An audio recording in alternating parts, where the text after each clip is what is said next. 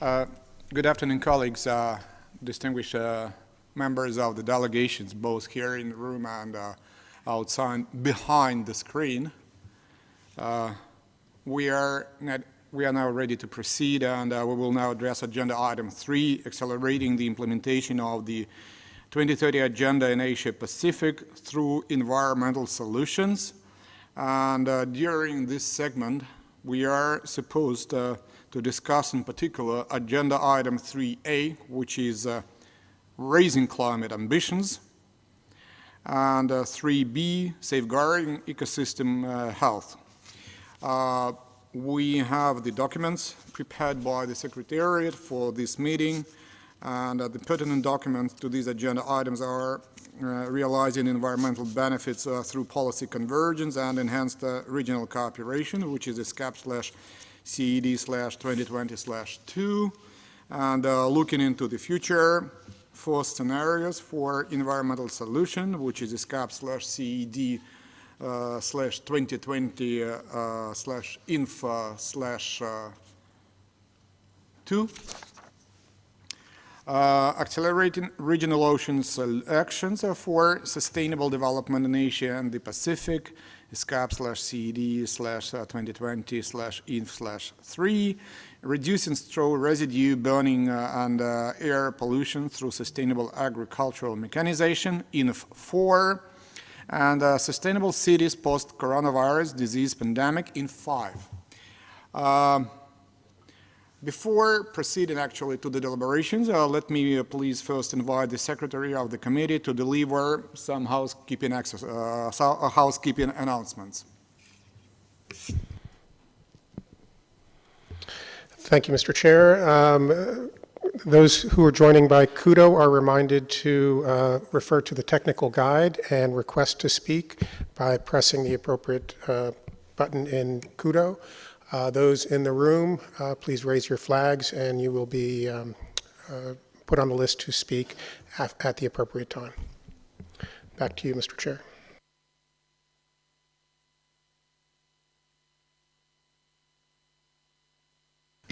Thank you.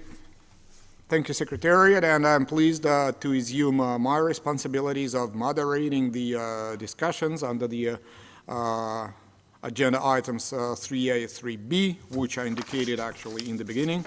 And the committee will get an overview of environmental solutions to help accelerate climate actions and combating air pollution, sustainable resource and ecosystem use for human well-being, and sustainable cities. This session is structured as follows. We will start with the short presentations by the Secretariat introducing the theme of this session, followed by the invited keynote experts with their presentations, and then I will open the floor for statements. Participants are requested to hold off requesting the floor till then. I repeat again, when we arrive to that point of time, then the floor will be opened for those willing to take the floor, but you are kindly requested to hold off requesting the floor till then. To start the session, I would like to welcome Mr. Carrigan, Chief of the Sustainable Urban Development Section, Environment and Development Division of UN SCAP. The floor is yours. Thank you. Thank you, Mr. Chair. We have a PowerPoint presentation that I asked to be put up. Thank you very much.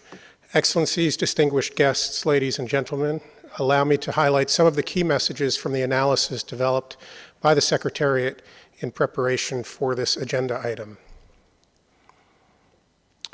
To start, environmental priorities must be at the core of building back better. Protecting nature, restoring ecosystems, and climate action can all help to mitigate the risks from future pandemics. Safeguarding ecosystem health is essential to ensure human health, while improving air quality will reduce vulnerabilities to disease, contribute to climate action, and enhance the livability of cities, which themselves must be well planned and build resilience to shocks and pandemics.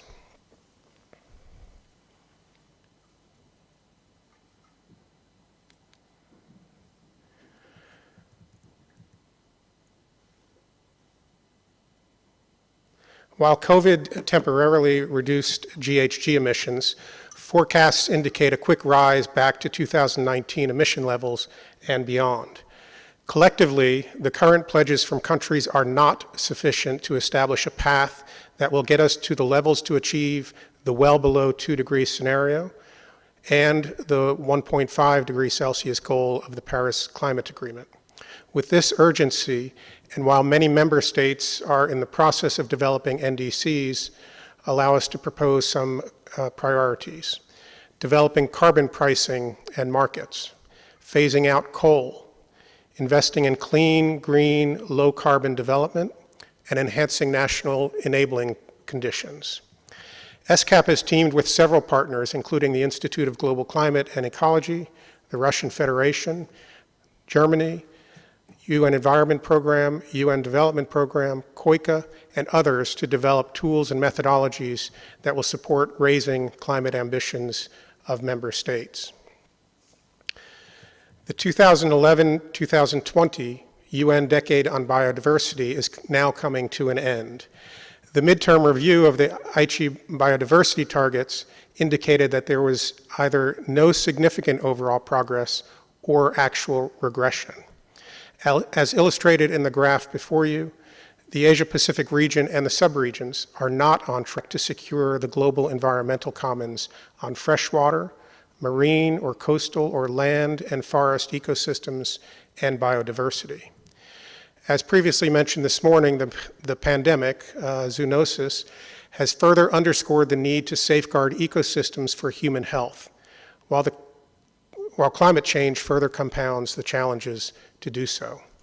We would also draw your attention to the ocean-specific information document prepared for this committee, with particular information on the need to advance cooperation on the marine environment, and also remind delegations of the issues of ocean health in the theme study from the 76th Commission session, as well as those issues discussed recently during the Asia-Pacific Day for the Ocean.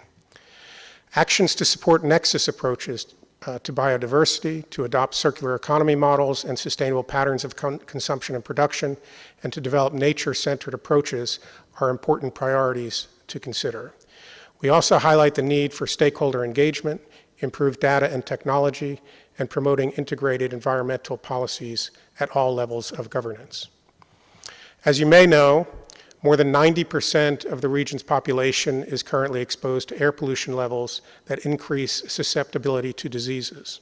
And 30 of the most air-polluted cities are currently in Asia, with pollution sources ranging from burning of raw coal to vehicle emissions and agricultural burning. And in this regard, Asia is the largest producer of annual crop residue that is currently burned. Mainstreaming science-based solutions, including transitions to clean energy, energy efficiency, and low-emission vehicles and industry, are priorities.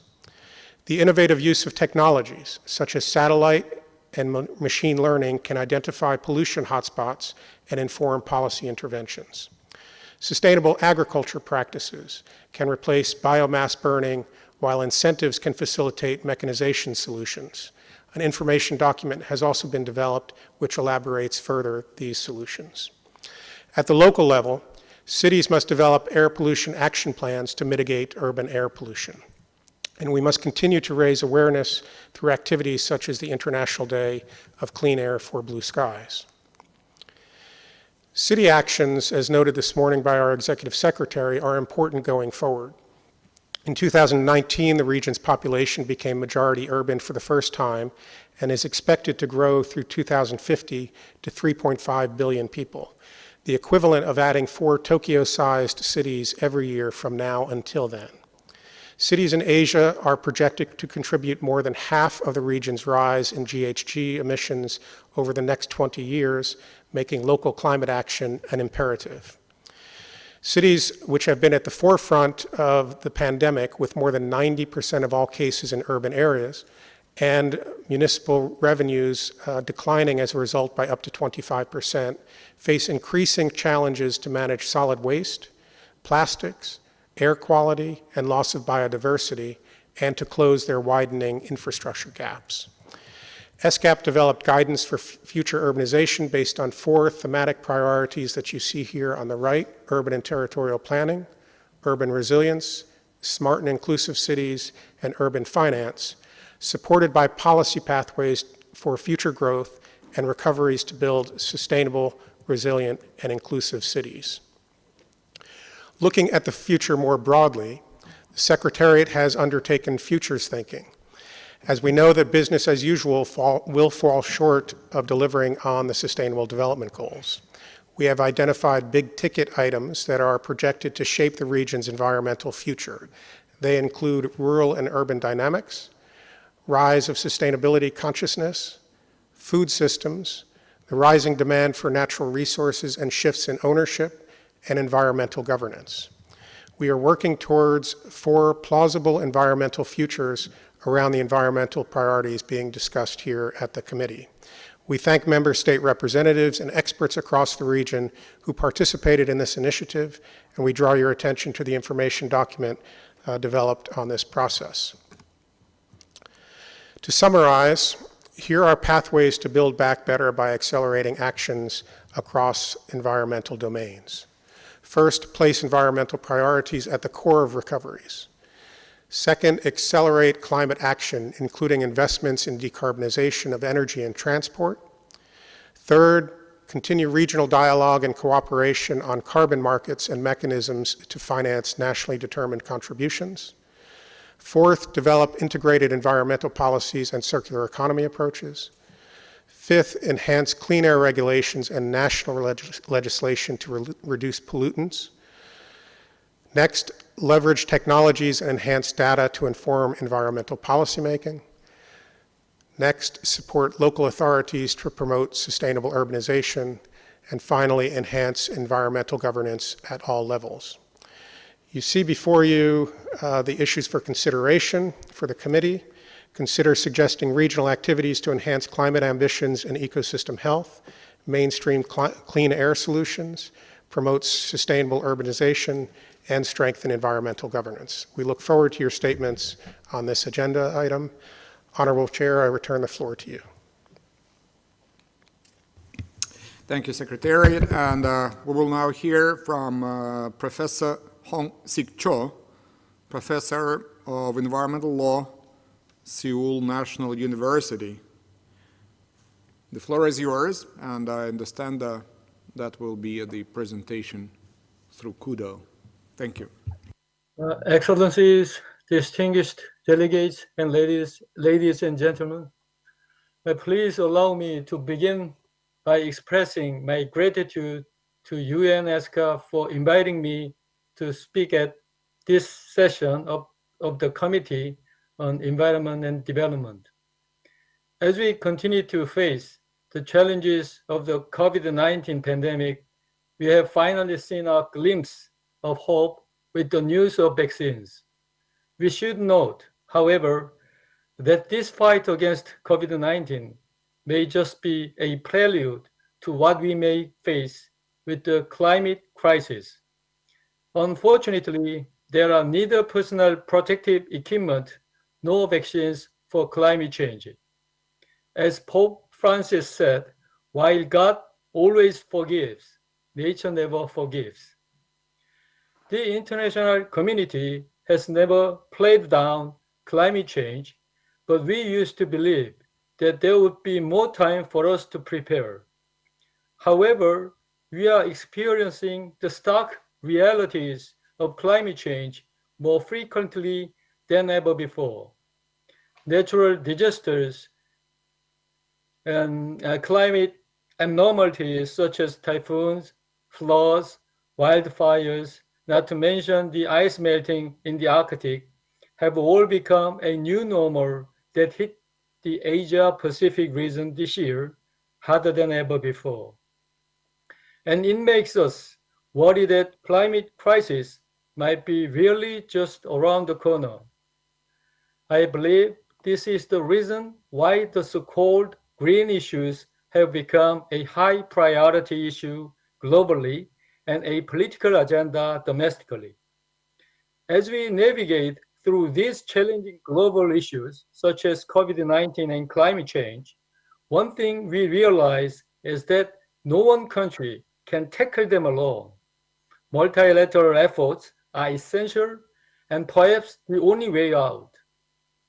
As in the case of COVID-19, the challenges posed by climate change have no respect for boundaries, and the sustainability of our planet cannot be assured by efforts of a single country.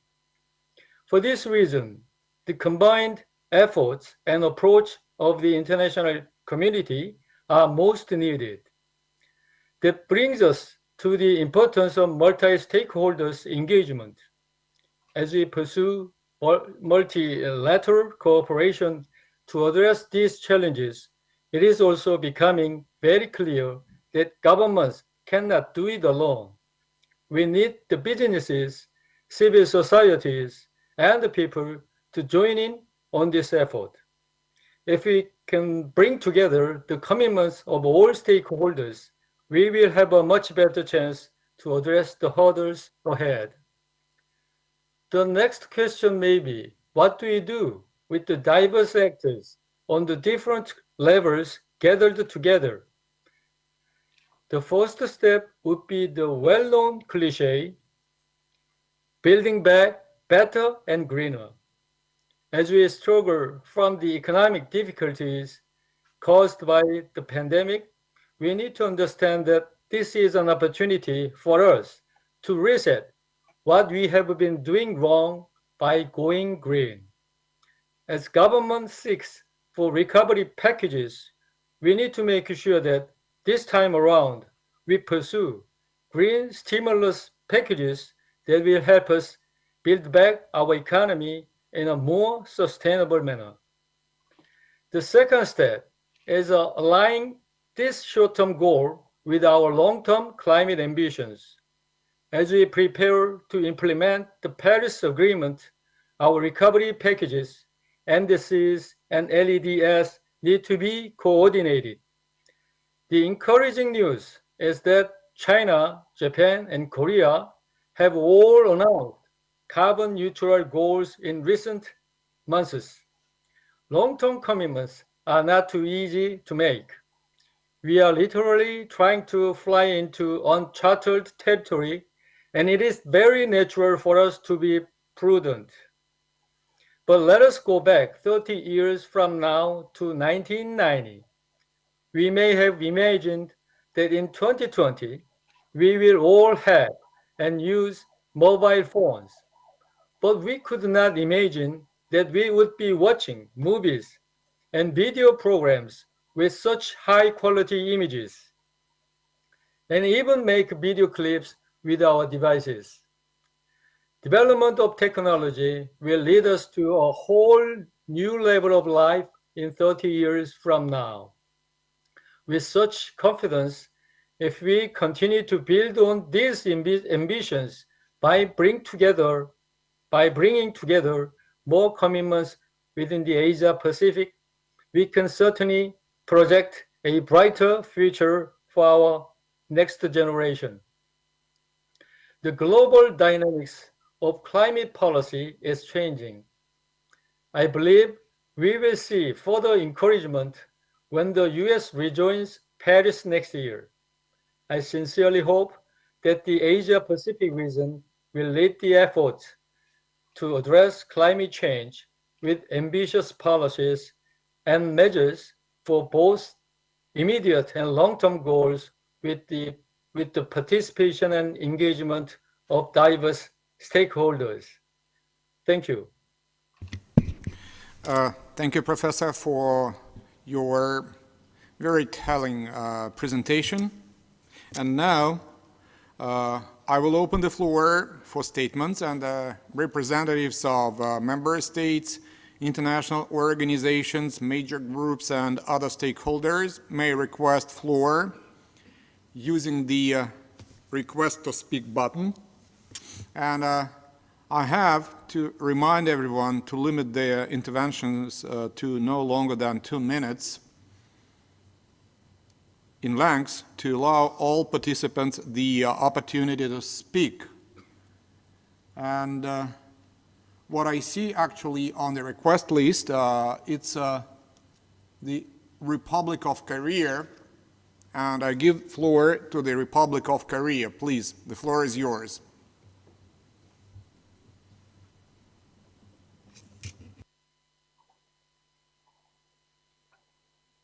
Thank you. Distinguished ladies and gentlemen, let me begin by extending my gratitude to the Secretariat for its efforts in suggesting policy options and regional cooperation approach in 4 key thematic areas. Per the current agenda, my intervention will focus on raising climate ambitions and safeguarding system health.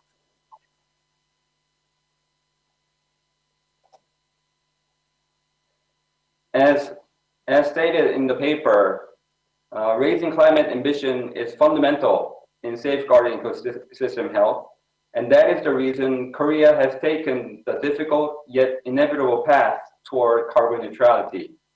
We are in the process of finalizing our updated NDC and 2050 LEDS to be submitted before the end of the year per the Paris Agreement.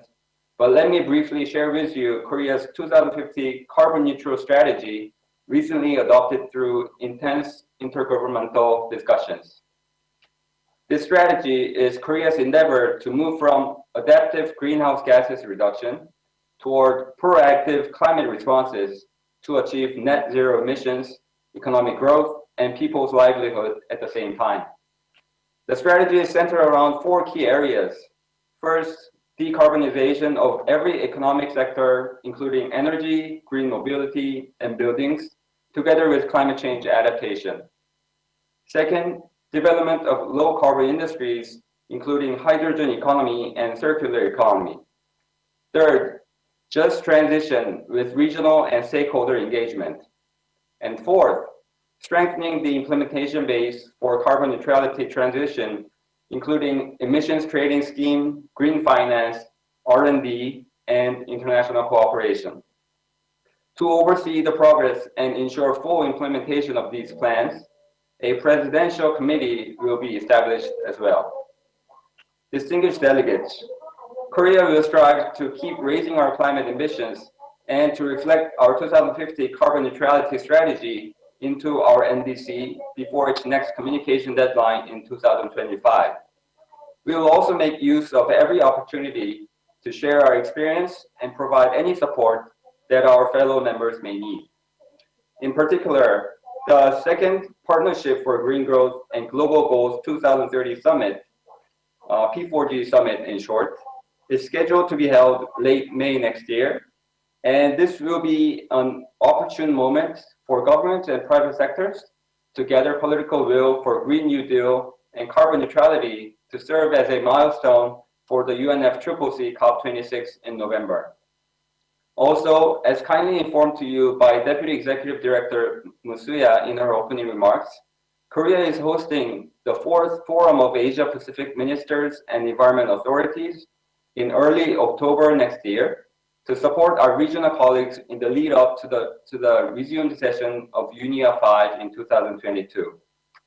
Moreover, Korea will further contribute to regional efforts for tackling climate change and safeguarding ecosystem health through, among others, UNESCOP's Seoul Initiative Network on Green Growth, UNEP's Partnership of Action on Green Economy, Northeast Asia Clean Air Partnership, ASEAN-Korea Carbon Dialogue, and ASEAN-Korea Environment and Climate Change Dialogue. Ladies and gentlemen, and distinguished delegates, we cannot afford to miss this crucial moment in history, and Korea will do its part to help achieve green and inclusive recovery for all. Thank you, Chair. I thank you, Mr. I thank you, the delegate of the Republic of Korea, and the next representative on the speakers list is the delegate from Kazakhstan. The floor is yours. Прошу вас.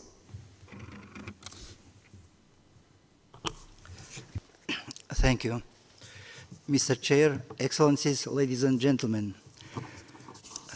Let me first express my thanks to the UN ESCAP Secretariat for organizing this important event in these extraordinary times. We might be divided by distance, but are connected in our common goal. Climate change today represents one of the most pressing global challenges, and it should be treated with the same urgency as COVID-19. As a landlocked developing state, Kazakhstan is already experiencing the dire consequences of climate change. The average temperature in Kazakhstan is rising twice as fast as global average. Already today, we witness increased frequency and intensity of extreme weather events and the shocking speed at which the glaciers in our mountains are retreating. And in these times, more than ever, we need decisive actions to slow down the rise of global temperature.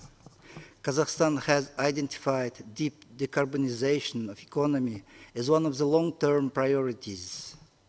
Next year, we will adopt a low emissions development strategy until 2050, which will serve as a roadmap in achieving deep decarbonization. We also plan to plant 2 billion trees in the next 5 years to increase carbon sequestration. Another important area is climate change adaptation. By the end of this year, a new environmental code will be adopted in Kazakhstan. For the first time, it will include a separate chapter on adaptation to climate change. In other words, we are making climate change adaptation a legal norm and a requirement in policy planning. The adaptation process will include vulnerability assessment in the regions and in 4 sectors, specifically agriculture, water resources, forestry and disaster risk reduction, and development respective adaptation measures to enhance resilience. The global pandemic does not only represent a challenge, but also an opportunity for us to revisit the systems we have created and build back better. Our future development should be greener with neutral impact on climate. The climate goals should also be in synergy with sustainable development goals and be based on principles of just transition. Before closing, Kazakhstan would like to express its sincere thanks to UN ESCAP for its continuous support in climate-related activities. Recently, we received, thanks to the government of the Russian Federation, a capacity development support on reporting under the Paris Agreement, and we hope to see more of such support provided by the UN ESCAP Secretary to the whole region of Central Asia. Thank you. Благодарю вас, делегация. Thank you, delegation of Kazakhstan. Thank you very much for your intervention. The floor to Timur Leste.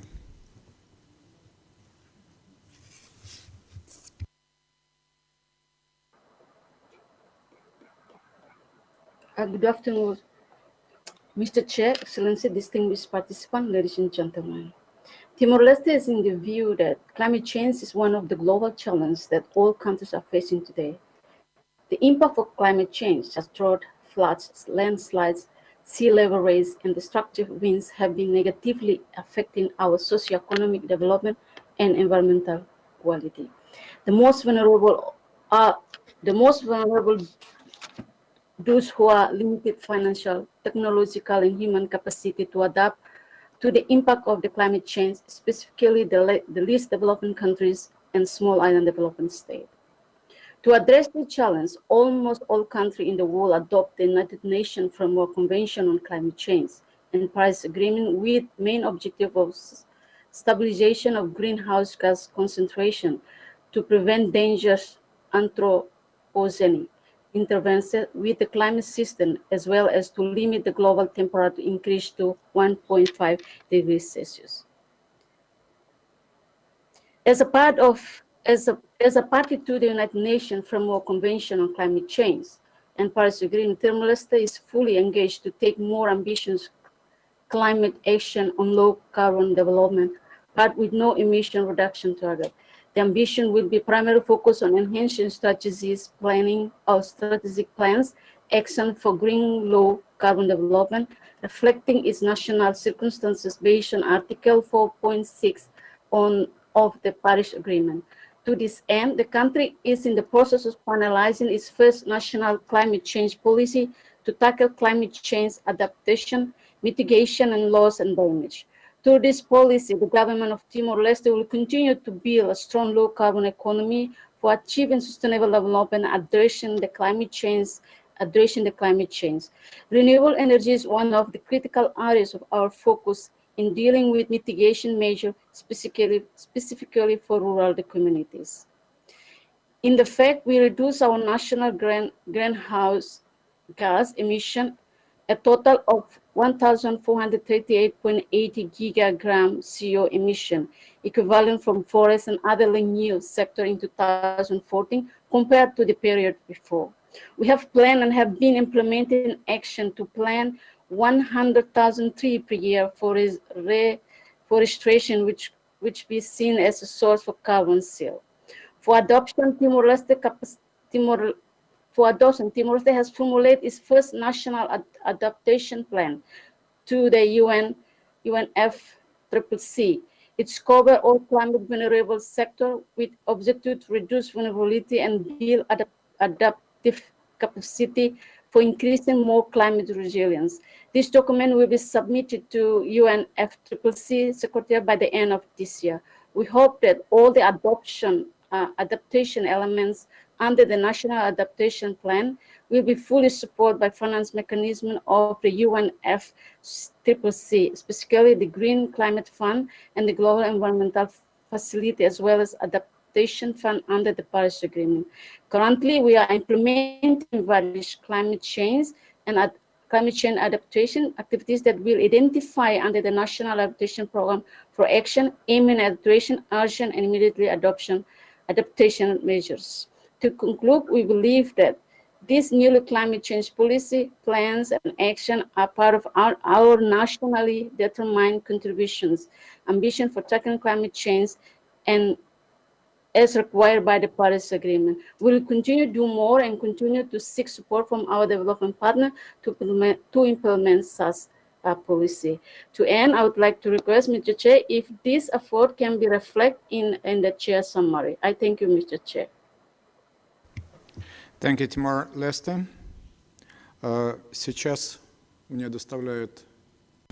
And now it is a particular pleasure for me to give the floor to the Deputy of the Sakhalin region, Vyacheslav Olenkov.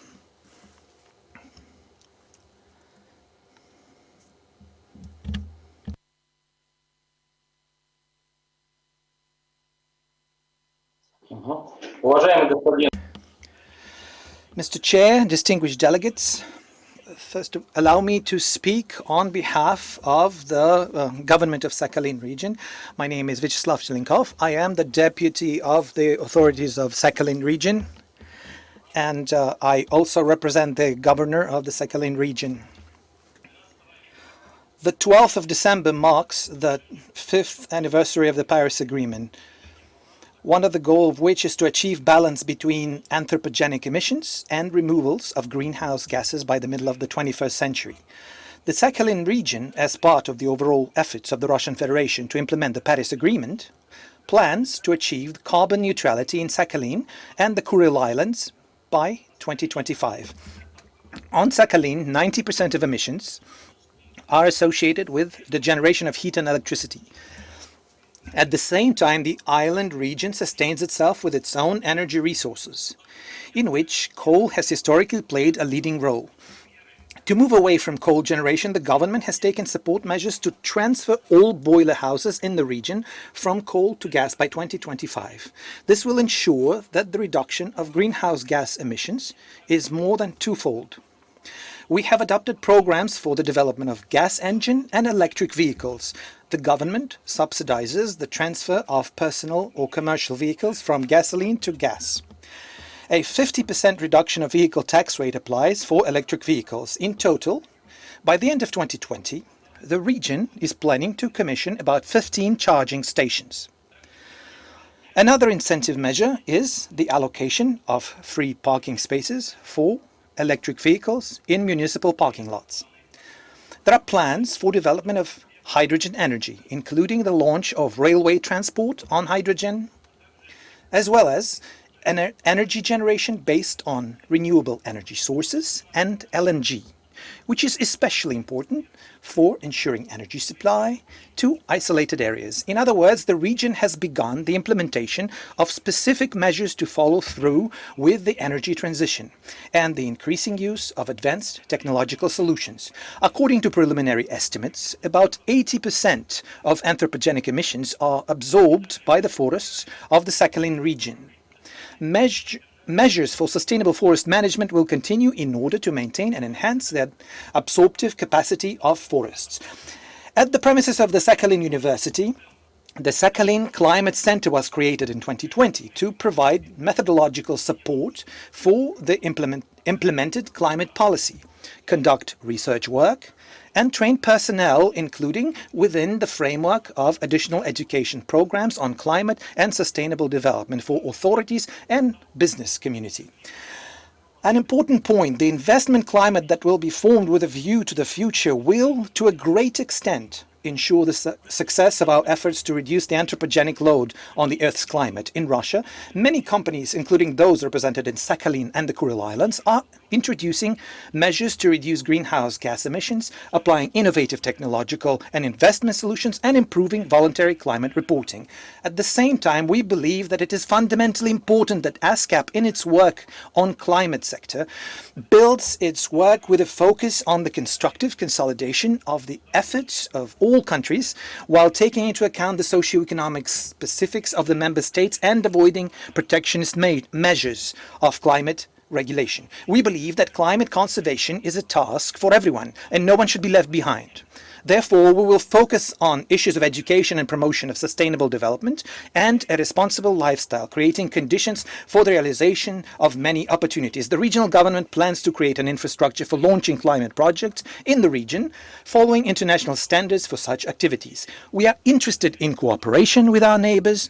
We are ready to study their experience and share our approaches in order to solve the task set by the Paris Agreement. Thank you, Mr. Chairman.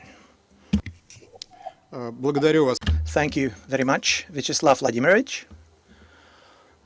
Speakers list, Ms. Afiza Binti Idris, Malaysia. The floor is yours, madam. Thank you.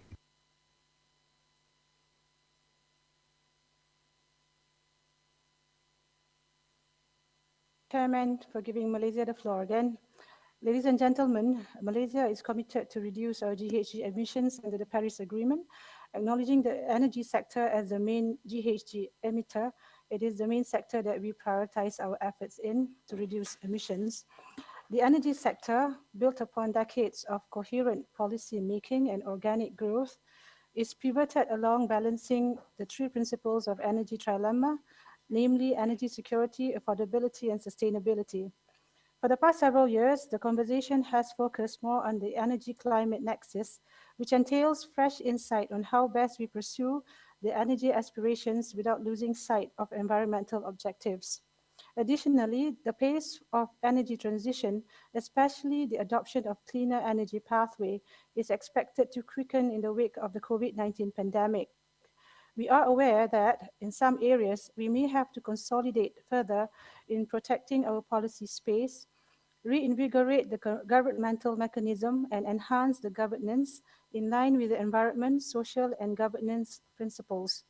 Malaysia is keen on finding the right narratives, achieving consensus building at system level, and escalating institutionally with a view towards making the sustainability aspirations to be more explicit in the National Development Agenda. Lastly, we would like to share our national perspective and reach out to UNESCAP regional partners, as there are possibilities to embark on mutually beneficial multilateral collaboration.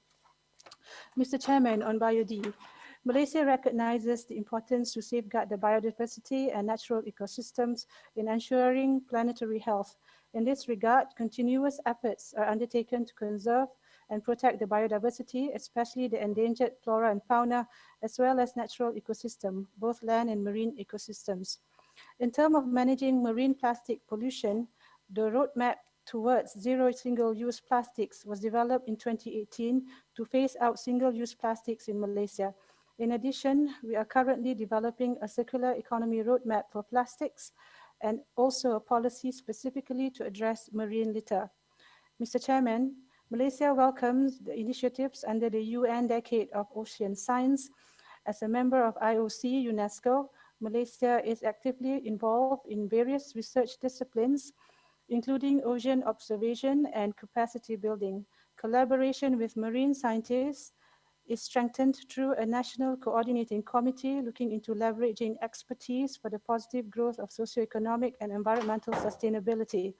Furthermore, the promotion towards marine biodiversity is continued through regional collaboration in Coral Triangle Initiative, CTI. Thank you. Thank you, Madam. And I see now the flag of the distinguished representative of Japan in the room, and the floor is yours. Thank you, Chair, for giving me a floor. Spasiba. Let me briefly explain Japan's concrete actions and initiative. On June 2019, at the G20 Energy and Environment Ministers meeting, Asia-Pacific Adaptation Information Platform, AP-PLAT, was established with the kind support of Indonesia and the participation of Thailand. Next March, Japan will host the 7th Asia-Pacific Adaptation Forum online. Toward this forum, we are in the process of making it accessible to anyone for free to CMIP6, which is the data of the future weather change. Air pollution in the Asia-Pacific region is of grave concern and has to be addressed for sustainable development. In this regard, Monitoring Network in East Asia, EANet, established in 2001, works effectively as an intergovernmental initiative to create a common understanding on the state of acid deposition problem in East Asia. Mr. Chairman, with 13 countries in the region, Japan will extend the scope of its activities to the whole air pollution issues. So we expect more countries and organizations to join this important initiative to make substantial progress for air pollution in the Asia-Pacific region. Thank you very much. Arigato. Спасибо. Thank you. I now see actually, I saw, as a matter of fact, the indication of the wish to speak of the representative of Bangladesh, but I do not see it anymore on the screen. If it is indeed the case, so then we proceed further with the speakers list. And I have the pleasure to give the floor to the representative of France.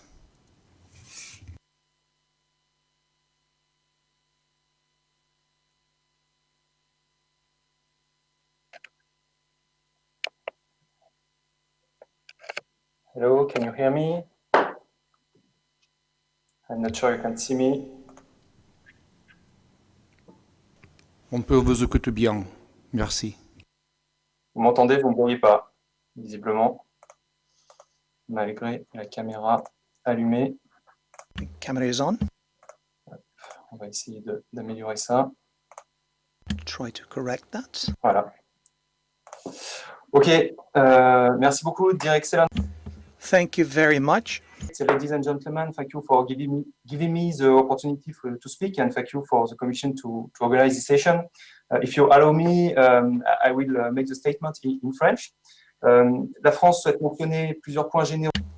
The French has signed the Paris Accord, and as you know, the framework, the World Framework with the universal, all the signatures have been have ratified the Paris Agreement, and at the end of the century, we expect that we will be working towards the goal of 2 degrees Celsius.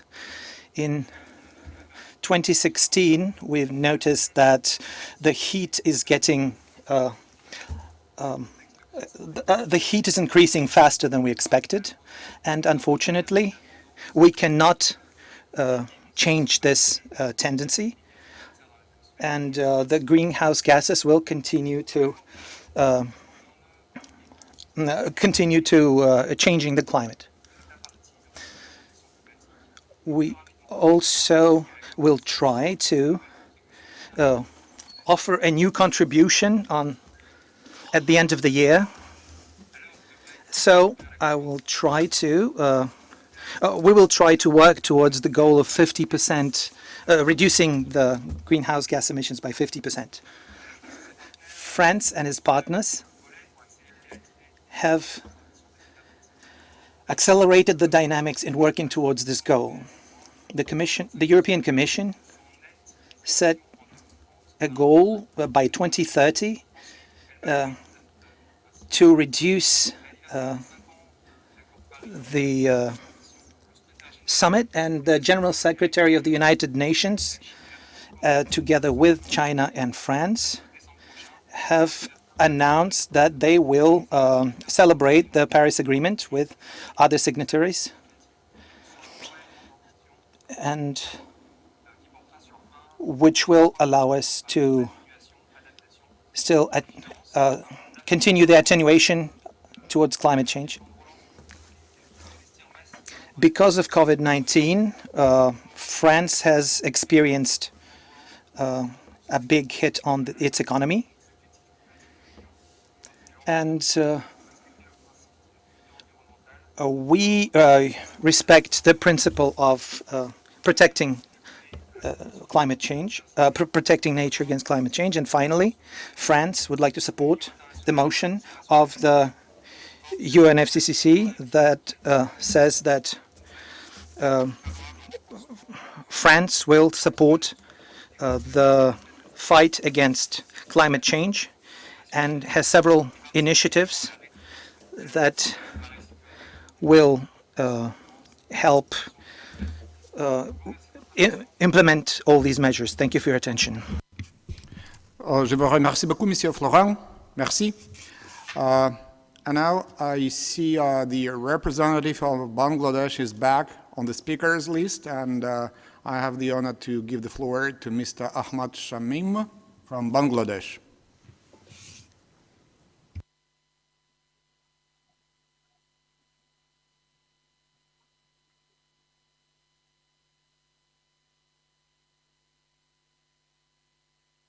Bangladesh, the floor is yours. We are waiting for your comments.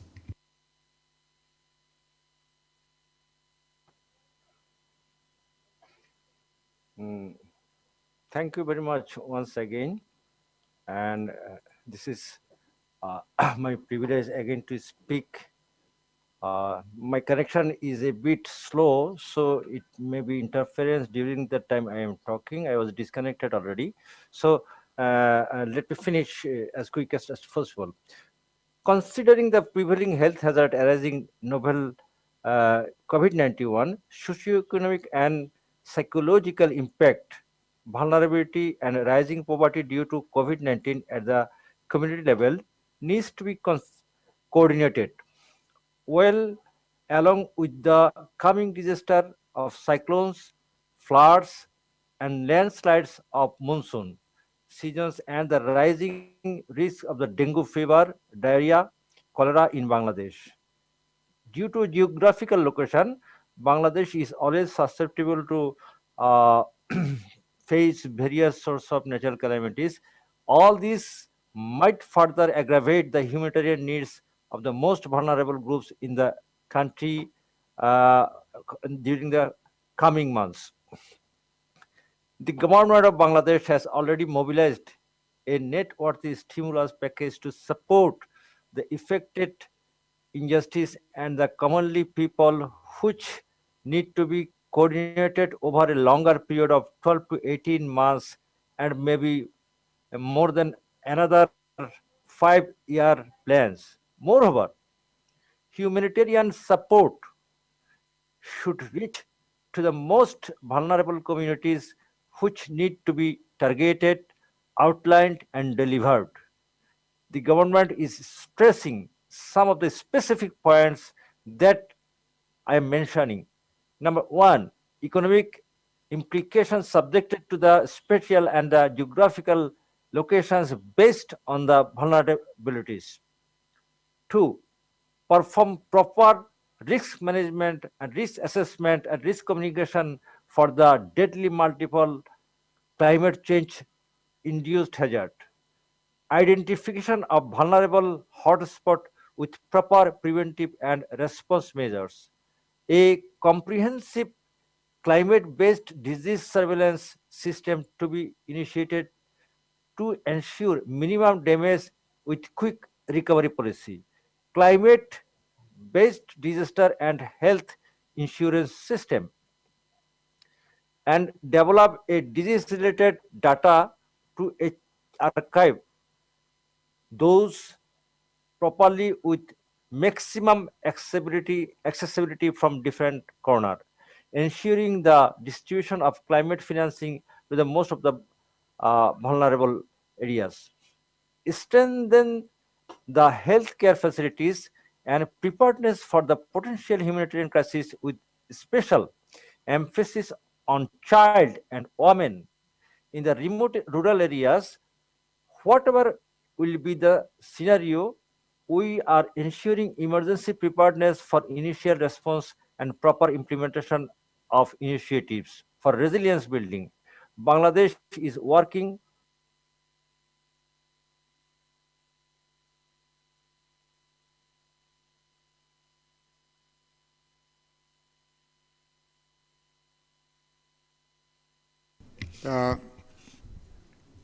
We actually lost connection. In case we recover the connection with the representative of Bangladesh, when we come back again to the statement, and with your indulgence, colleagues, we will let the delegate of the Bangladesh to continue with his comments. Meanwhile, to save time, I see now the representative of UNESCO on the speakers list, and I give the floor to the representative of UNESCO.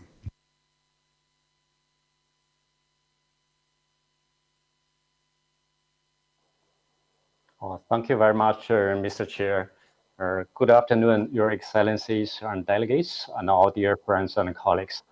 So UNESCO and its Intergovernmental Oceanographic Commission, UNESCO IOC, firmly believe science, technology, and innovation are key elements or driving force for the sustainable development. As such, the upcoming UN Decade of Ocean Science for Sustainable Development that will begin from next year indeed provides a grand opportunity for all member states in the region to accelerate the development of ocean science solutions to the ocean we want. That is, a clean, a healthy, resilient, productive, predicted, safe, accessible, and inspiring and engaging ocean. So we're expressing our sincere appreciation to ESCAP for its great efforts in bringing the attention of all member states to the importance of ocean. UNESCO and its IOC welcome ESCAP's response to the fourth call of UN for Decade Actions, and would like to further encourage ESCAP to continue and synergize its efforts with all relevant UN programs and special agencies to assist our country in the region in accelerating their action for sustainable development of our oceans. So taking this opportunity, UNESCO and its IOC would like to call upon our all member states to give due priority to ocean science, technology, innovations in your national development agenda, to improve the ocean science policy interface, and also to enhance investment on ocean science development and collaboration, and benefiting as well from the decade through our increased interaction with all relevant ocean stakeholders in the co-design, solution-oriented ocean science service, and technology that are relevant to policy, management, and decision making. Thank you very much. Thank you, UNESCO. And we do not see any improvement in connection with Bangladesh. And then I offer the floor to the representative of major groups and other stakeholders. Roots for Equity, the floor is yours.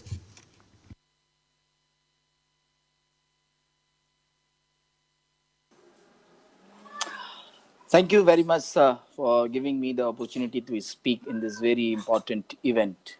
I'm Wali Haider from Roots for Equity, also the co-chair of APRSM and the Farmer Constituency Focal Point of APRSM. Today, with utmost concern, as the landless rural people have been among the most vulnerable to the impact of the COVID global pandemic. With them are the small farmers with precarious land ownership or control, and those from landless peasant families forced to work as a casual laborers in agriculture, plantation, and engage in hard labor and odd jobs, or as so-called informal workers in urban areas. Today's food system is highly unsustainable and hazardous due to high environmental and economic costs and huge greenhouse emission, extremely unhealthy with persistent malnutrition and obesity, susceptible to price spike and artificial shortage, etc. Environmental organizations are disappointed that the work of the thousands of environmental defenders, many of whom have made immense contribution to the environment at the most of their life, are not acknowledged.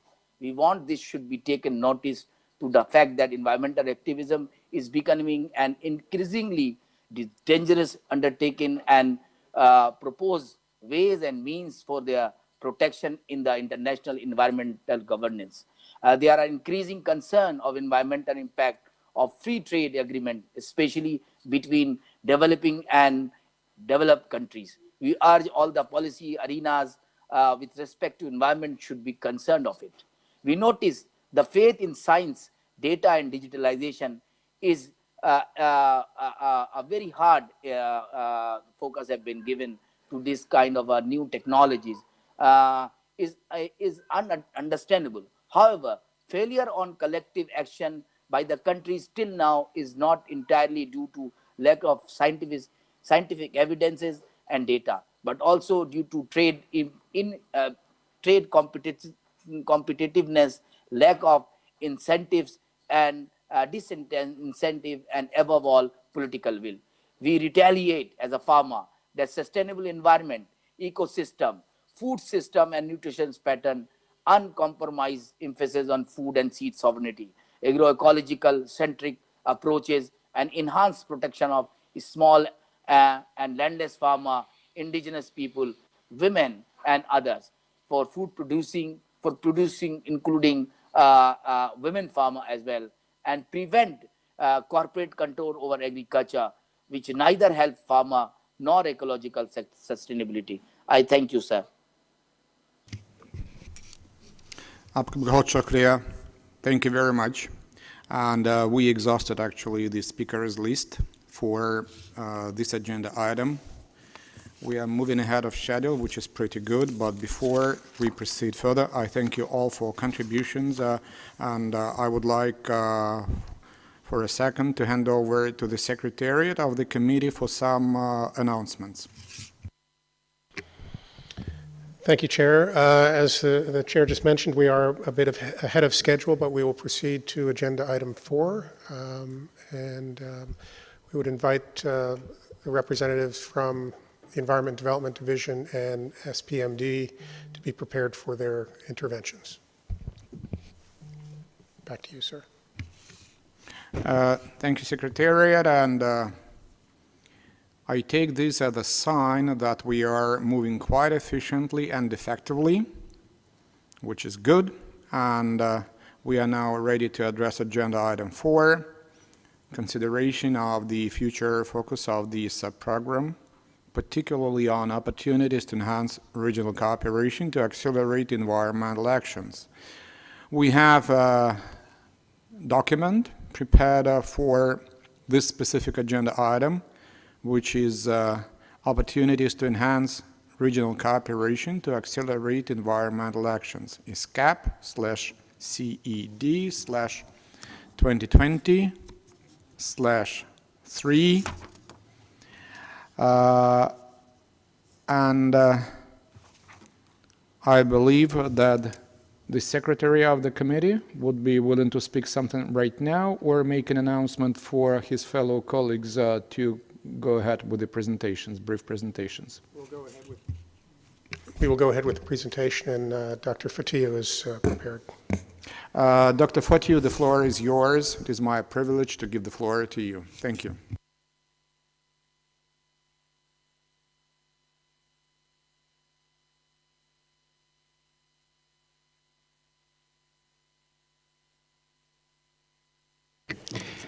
Thank you, Mr. Chair, and I took the liberty to join you in the panel.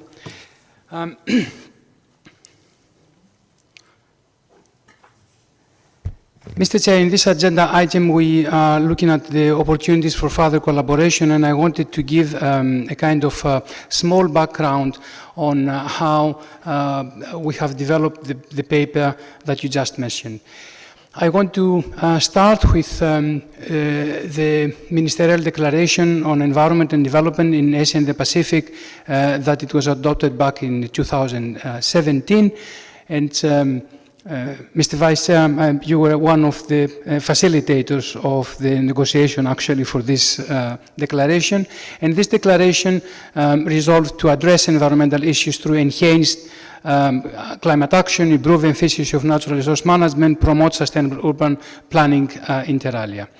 And in the Ministerial Declaration, the conference requested the Secretariat to support Member States in promoting the review of progress at the regional level on the identified areas. So the sub-program has been developed in response to address the interrelated environmental priorities being identified in the declaration and discussed in the committee. And another important development in the last 3 years after the adoption of this declaration was the increasing support from Member States on implementing the declaration. I want to mention here some examples of projects. Japan, for example, has supported the Secretariat recently and following up also on the G20 Osaka Blue Ocean on a project that it's called Closing the Loop, and it's about managing plastic pollution. I want to mention here that the project started as a project, but it develops actually as a platform because it has brought together a lot of regional stakeholders, and it was one of the projects that gave us the opportunity to see that talking with experts from Member States, in the case of Japan with the Japan Space Agency, it gave us additional ideas for collaboration. Your country, Mr. Vice Chair, Russell Federation, has supported ESCAP with a project on climate change and how we can implement the Paris Agreement. And that's another case where the project started as a project, but it ends up as a partnership because we do this in cooperation with UNEP and, of course, the UNFCCC to ensure that all this action is within the global framework of climate action. And we had also here the opportunity by engaging additional national experts from your government, and that was the Institute for International Institute for Climate and Ecology, to get more insightfuls. Another case of very enhanced collaboration, it's from China and a project that supported on sustainable urbanization and on identifying the future needs of cities for sustainable development. And that was another case where we saw that national experts, at this point coming from the National Academy of Science of China, they were able to provide additional guidance for the work we do. Similar with the Republic of Korea, that is financing a project on tackling with air pollution, and there with additional cooperation with national experts from the Ministry of Environment, from Korea Environment Corporation, we managed to have additional opportunities for regional cooperation. Last but not least, in my examples is the project that I supported from France and from the government of France about the sustainable use of natural resources and a focus on agroecology. So I mention these examples, Mr. Chair, because they do provide very concrete action that the member states decided to support in implementation of the declaration. So we see these 3 years that we had a lot of good action,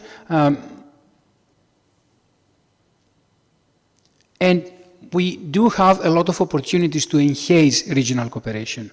We have seen from the analytical work of ESCAP that the environment-related SDGs continue to fall behind progress. While there has been some relatively good achievements in terms of poverty, in terms of education, the SDGs that are related with water, with climate, with sustainable consumption and production are not sufficiently progressing to meet the ambition of the 2030. And the countries also update their national determined contributions. They are preparing for the post-2020 global biodiversity framework. They are prepared for the decade of ocean science, as the colleague from UNESCO mentioned to us. And we see that also there's a very big focus now on issues like plastic pollution, air pollution, and strengthening regional cooperation to tackle these issues. Of course, there's also opportunity to take the action at the local level, and we have seen how cities could act as hubs of sustainable urbanization, that it will help to localize action on SDGs, in particular the environmental SDGs. So looking, Mr. Chair, at these 3 years, on the increasing support of the countries, on the increasing benefits we have when we include national level experts from governments in our dialogue, we came up with the idea that we could establish a technical expert group that it will facilitate regular exchange of information and technical discussion among experts, and I want to highlight the technical here and the experts from ministries or other public institutions that governments will identify, and ESCAP on environment and sustainable development issues. This expert group could provide technical feedback and guidance to the division on leveraging the work of the Secretariat and the sub-program to strengthen sub-regional cooperation by helping to accelerate action and monitor progress across the region in key environmental areas. And also, as mentioned this morning from some of the delegates, this technical expert group could be a space for technical discussion among member states between committees session. And here, Mr. Chair, I would like to highlight that as per decision that has been taken also in 2017 in the first Ministerial Summit on Environment and Development during the deliberations, the next committee of 2022 will be held at the ministerial level. So we will need good technical discussion before we go there. And we have shared, excuse me, Mr. Chair, we have shared with a note verbal, and also we have organized an informal meeting of the ACPR, some proposed decisions that they could be placed in relation to this matter. I have them in the table. They are almost identical with the ones that they were shared with you with the note verbal. So one recommendation is that the Committee on Environment and Development recommends that the activities under the sub-program on environment and development continue to be based upon and contribute to the achievement of the objectives and priority areas identified in the Ministerial Declaration on Environment and Development, and of course the regional roadmap for implementing the 2030 agenda. And the proposals regarding the matter brought to the attention of the Commission, the proposed language is that the committee decides to establish within existing resources, and this is in addition to the original language, a technical expert group on environment and development to enhance regional exchange and to mobilize technical expertise in support of ESCAP's effort to accelerate environmental and sustainable development action. and that the committee requests the Secretariat to seek nominations of experts from member states and to convene the first meeting in 2021 of the technical expert group, in which the group will start developing its terms of references as appropriate. Here also we had some tweaking on the language after some advice we received from the member states. And I want to use this opportunity, Mr. Chair, to address also the comment we had in the morning from the delegate of India. Yes, indeed, this group is described here to be to include all ESCAP member states, and by this language that the Secretariat will seek nominations of experts from member states, we will ensure the inclusivity. Let me finish, Mr. Chair, and thank you very much for the time, by saying that we are looking forward to this enhanced cooperation with member states. The last 3 years, they have proved that the more member states provide expertise, and they are here to shape the technical cooperation projects, to provide ideas for the analytical documents, the more ESCAP could directly respond to the specific requests from the member states. As the Secretariat, our our objective is not, of course, to set the agenda, which is set by the member states, but to support member states to implement what they have agreed. And we believe that such a structure of a technical expert group will work on this way. Thank you very much, Mr. Chair, and I give the floor back to you. Thank you, Stefanos, and I thank you very much for your very insightful comments, and which are very important to better understand, to have a better understanding among ourselves how we are going to structurize the work of the committee in the nearest future. And I have to say that I fully concur with you that we are, the United Nations, not necessarily only UN-ESCAP, are not sufficiently progressing in implementing those tasks we have before us on the Sustainable Development Goals, and specifically those thematic issues we are considering now on the under the agenda of the committee. I thank you very much again for your comments, and I also know that we have now the brief presentation prepared by Ms. Isabella Hang, Chief Program Planning and Budget Section from the SPMD. So I'm inviting the representative of the SPMD to take the floor. The floor is yours, Madam.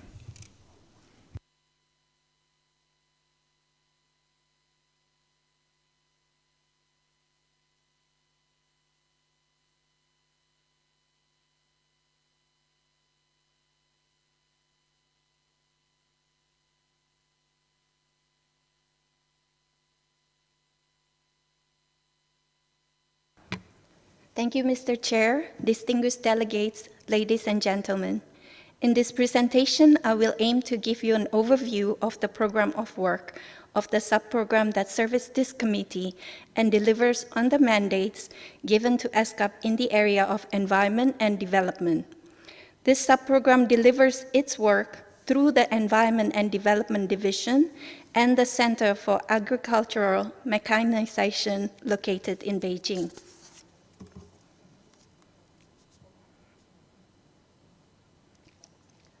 The Committee on Environment and Development has the substantive purview stated in the ESCAP Commission Resolution 71/1. In addition to the sectoral issue of priority, each committee should be considering the sustainable development goals that are relevant to its work, should ensure that its work contributes to poverty reduction and balanced integration of the 3 pillars of sustainable development, gender equality, and the priority needs of countries in special situations.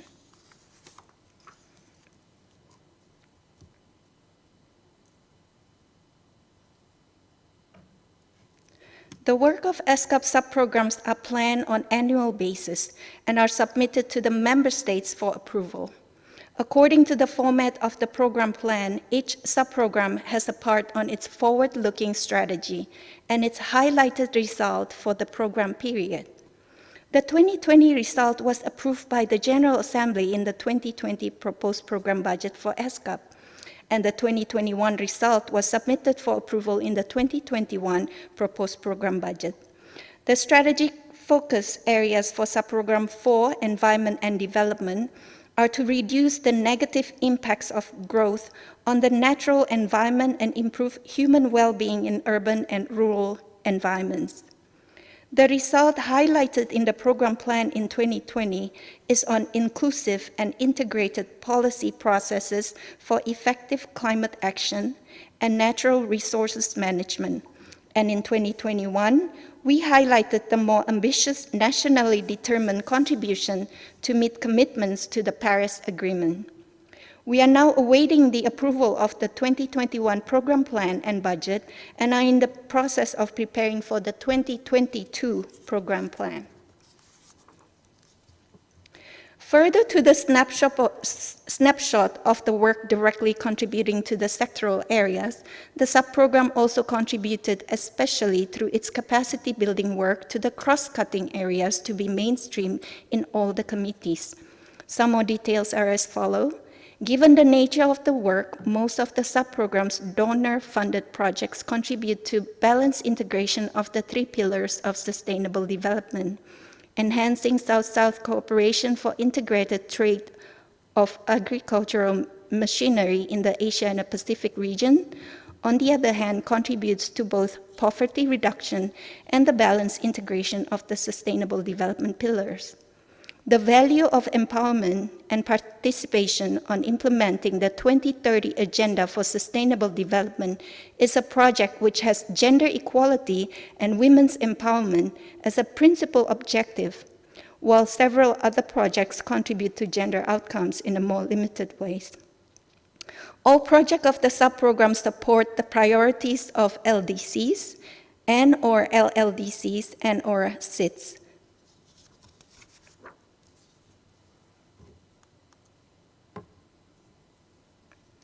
We are now in the process of waiting for the General Assembly's consideration and approval of the 2021 program plan and budget, which is expected to happen in Q4 of 2020, so by the end of this month. Within this year, we will start the preparation of the 2022 program plan, and the above gives the typical timeline of annual planning process. Thank you. Thank you, Ms. Heng, for your statement. And without any further ado, I'm ready to open the floor for statements from the committee and representatives of member states, associate member states, and observer countries, as well as international organizations and major group and other stakeholders. May request the floor using the appropriate button, request to speak button. And remote participants are encouraged to refer to the CUDA technical guide for further information. I hope it is a friendly one, and I kindly remind everyone to limit their interventions to no longer than 2 minutes to allow all participants the opportunity to speak. So I kindly request the technical support staff from the Secretariat to double check the speakers list.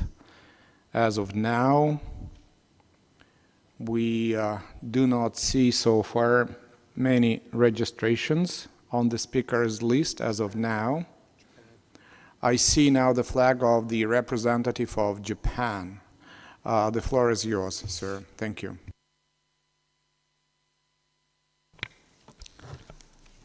Thank you, Chair, for giving me a floor.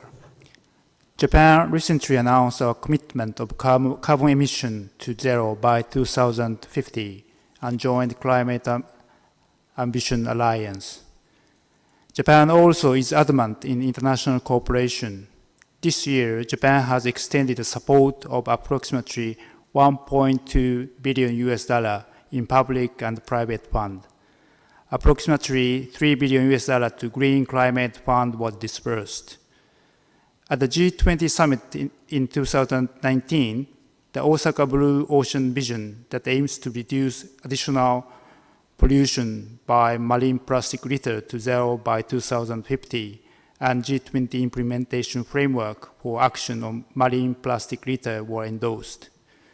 We urge all ESCAP members to go through the revised implementation report on this initiative. As Director Forshaw kindly acknowledged, Japan, as part of our effort to realize Osaka Blue Ocean Vision, is currently carrying out the project of closing the loop, scaling up innovation to tackle marine plastic pollution in ASEAN cities. Last but not the least, Japan is determined to take a lead on UNEA process in cooperation with other countries in Asia Pacific. Thank you. I thank you, delegation of Japan. And since I see the representative of the delegation of UK, Madam, the floor is yours.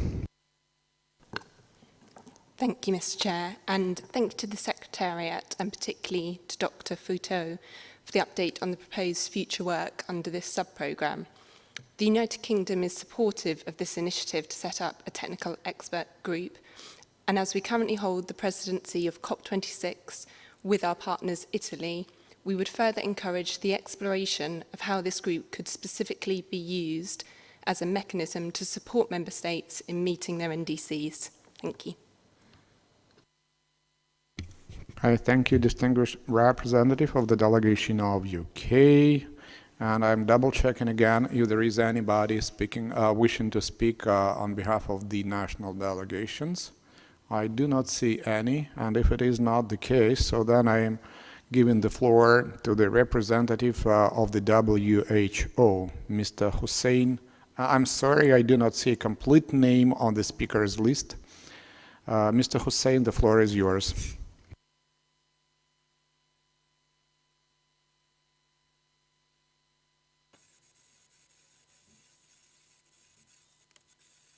Thank you, Chair. Distinguished participants, ladies and gentlemen, I thank the Secretariat for the proposal outlining the initiatives and actions for consideration by the committee to support accelerated implementation of the Regional Cooperation Framework to accelerate environmental actions for building climate resilient health and environments in Asia and the Pacific. We fully support the proposal for the formation of technical working group with the proposed thematic areas and priorities outlined for the 2021 to enhance regional cooperation to accelerate environmental actions, and would like to be part of the technical committee to provide technical inputs and support member states they require. Thank you. I thank you, the representative of WHO. I see the request for the floor from the representative of Thailand, and the floor is yours.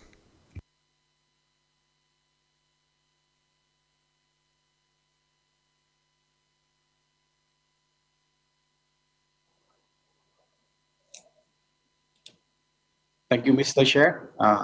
Thailand is deeply concerned that the environmental impact caused by the high rate of population growth and rapid economic development is the most pressing challenge in the region. Due to COVID-19 pandemic, the degradation of natural resources and environment is temporarily slowed down. We are of the opinion that green recovery approach is a key to build back better. More than that, we are confident that strengthening both regional and global cooperation on environmental issues is very important to build forward. Mr. Chair, we would like to comment on the expert group. We think that the current there are a number of technical expert groups to provide scientific advice and guidance on environmental issues to support implementation of multilateral environmental convention and other environmental commitments. Is the establishment of the technical expert group under ESCAP framework should be considered carefully to avoid overlapping with other existing framework.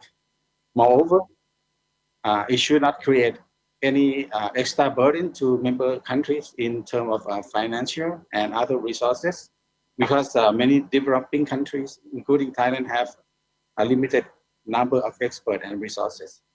We therefore suggest that ESCAP member states should have time to consider and come up with a common understanding on clear term of reference before we can make any decision. Thank you.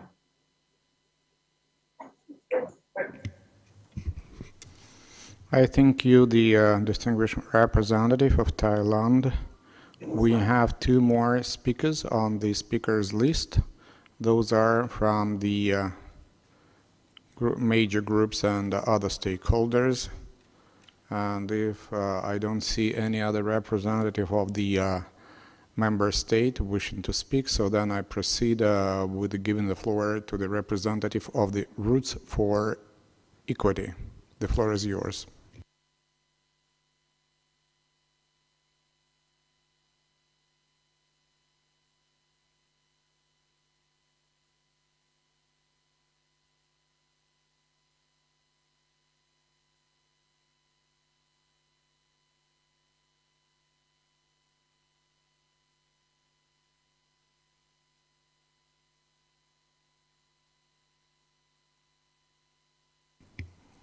Looks like we are experiencing difficulty again with the connections. Meanwhile, not to waste time, I see the representative of France wishing to take the floor. So I give the floor to Monsieur Florent Merle from France. The floor is yours.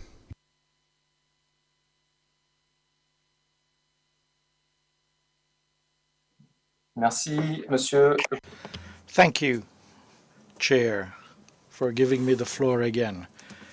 Simply to tell you that France, via its technical experts and operators in the region, such as the Agence Française de Développement and the International Research Center for Development and the Research Institute for Development, are ready and willing to contribute to the work of a Program for Environment and Development. AFD has been present in Asia for many years in Asia Pacific, and the operator is funding 178 projects since 2010 for 4 billion euros commitments. 51% of these investments dealt with transport, water, and waste management. We also have a group in charge of environmental action, green cities, and resilient cities in support of ESCAP's work, particularly in the issues of air pollution, improving the health of inhabitants, and contribution to biodiversity. And the priorities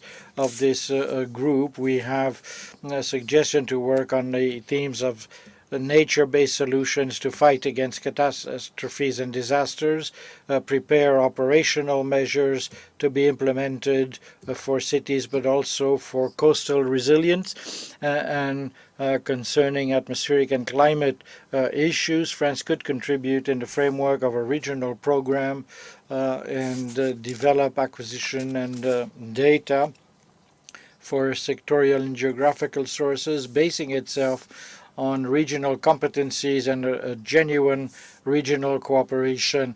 The priorities of France are to propose a coordinated regional approach on acquisition of data identification of sources. The French resources could be producing results. It was the case recently in a Taiwan initiative with the participation of the Institute for Development, which made it possible to develop the outline of a solution. And we're going to be working on solutions that are worked on by local stakeholders. I wish to thank you, Mr. Chair.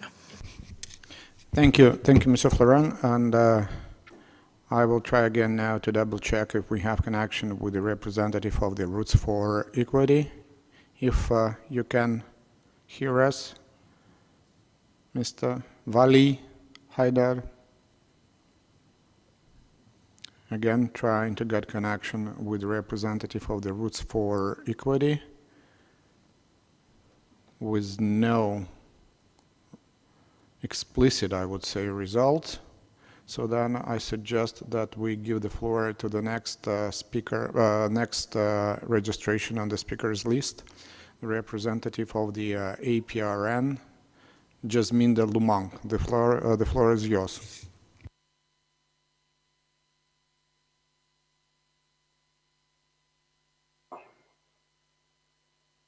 Hi, thank you again for acknowledging me and to providing me the space to speak. I'm going to turn my hat off from APRSM and speak on behalf of the Asia Pacific Research Network. The reason why we wanted to be engaged in the technical expert group is because as part of civil society, we commit to have to provide, capacity for civil society in engagement, in advocacy and engagement. And this is the reason why we are implementing a project that is funded by the European Commission that is centered around the claiming rights of the civil society organizations and people's organizations in sustainable development goals, sustainable development. And so one of the things that we are trying to do now is to build the capacity of civil society in terms of research, and not just academic research, but more importantly, research that can be used by communities and other civil society groups from the grassroots and the communities, so that they will be able to have more capacity in terms of identifying what the problems and the solutions of their situation, particularly in relation to natural resources. APRN has a work stream on natural resources, which is composed of our different members who are working on various research programs on natural resources.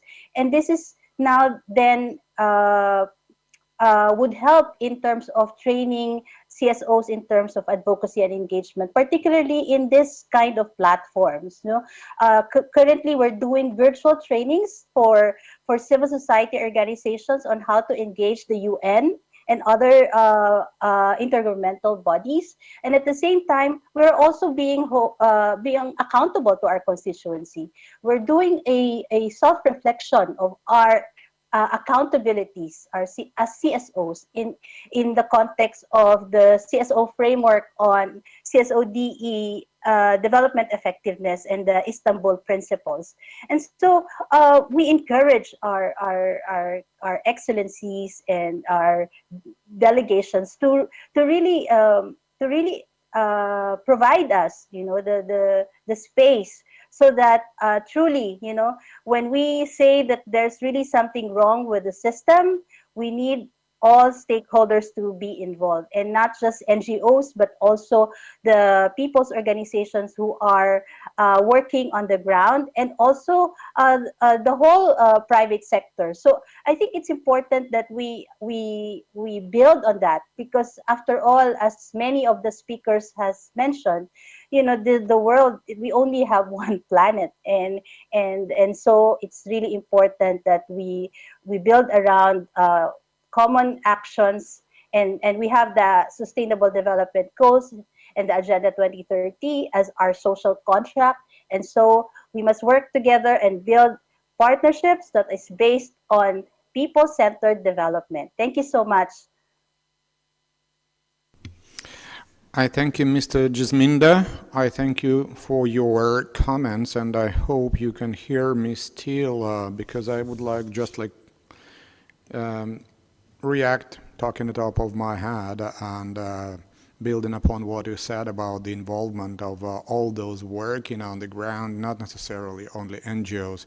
I have to underscore that as it was established the time of the inception of the Commission on Sustainable Development, the specific major groups and stakeholders were defined, and I have to say that all those major groups and stakeholders, as defined long back at the time of the inception of the Commission on Sustainable Development, but those decisions and these understanding within the UN system remains actually pertinent today as well. So definitely those people and those citizens working on ground, they are encompassed by those major groups, and you rightly mentioned that we have to involve all those who can meaningfully contribute to implementation of the task we have before us.